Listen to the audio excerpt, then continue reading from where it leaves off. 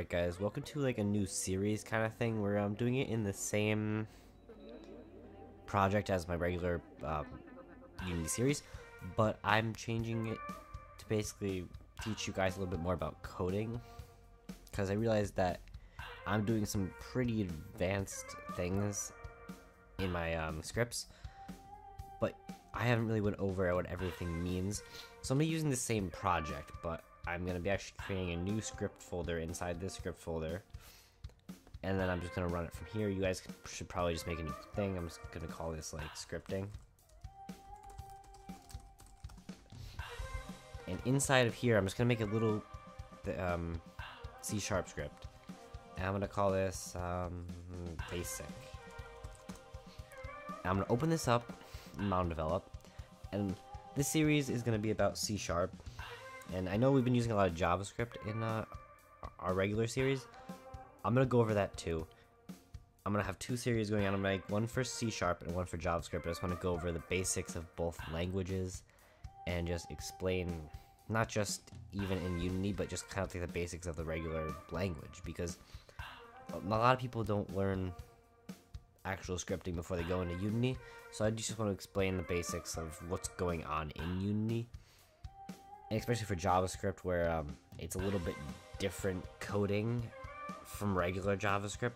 It wants a little bit more for like variables and such. The way you define them is different. So I just want to go over some of that stuff. Right now we're just going to be going over extreme basics of what this document is. So let's just open that up in here. Let's see, is it almost open? Move it. No, it's loading still. Okay, here we go. So it's almost done. That is the wrong one. So as you see, we have our C# script right here. These are imports. Using is like an import. It's basically using a different class or library or something. I'm not going to go over what each one of those means right now, but these are important. You need these for a C# in Unity. This line right here is also necessary. The first part of it is saying the class name is basic. If you change this, you need to change the actual name of the file too, or else it won't work. And this colon and the mono behavior basically means that whatever script you make in Unity is going to use the mono behavior script as a reference. So you need that in there so any script can reference it. In JavaScript, it's going to automatically reference it, so you don't need to worry about that.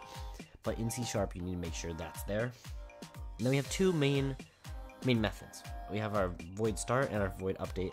These are just two methods that you can use that are made using Unity. The start method will load up stuff when you start your game, and update is going to constantly update it per frame. Every frame it's just going to keep updating it, so it can keep checking and make sure something's true or something's false.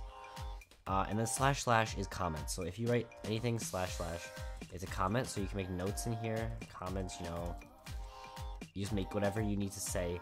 You can put these anywhere, you just can't put them in the middle of a line because obviously then it's going to cancel out the rest of the line. But you can put it after a line, that'll work fine. And you can put above a line, below a line, it doesn't matter. I'm going to get rid of those. And I'm also going to get rid of, no, we'll leave that there for now. So in the start, we're going to make some sort of little script here. So I'm going to type game object.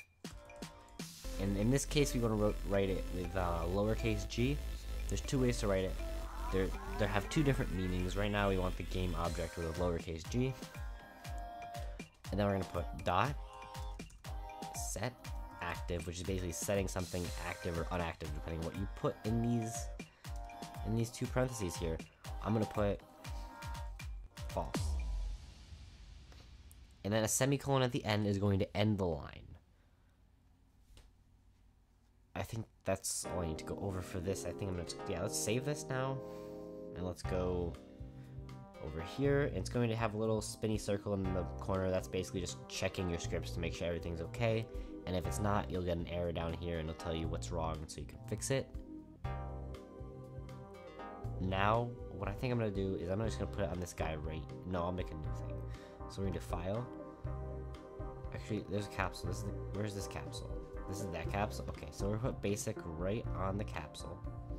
Now, if we scroll down, we can see the basic is right here. So when we load up this game, let's turn off my sound. It should delete this capsule. I'm not sure if we can actually see it. I think we're in the capsule. No, we're not. That's the enemy. Okay, we're good. So now we load up, and as you can see, the capsule is gone. And if we just exit out and we go to this capsule right here, you can see it's unchecked. And now we can check it again and bring it back. We can uncheck it, it'll disappear. So this script is just unchecking it from the world when it loads, and then it'll come back as when you unload it. So in this case, I'm actually going to delete this script because I don't want it there. But as you can see, that's how you make a basic script in C#. So next episode, I might go over some if statements and stuff like that. Maybe some basic, just creating things, and maybe some defining variables. Leave in the comments also what you want to see. Yeah, thanks for watching.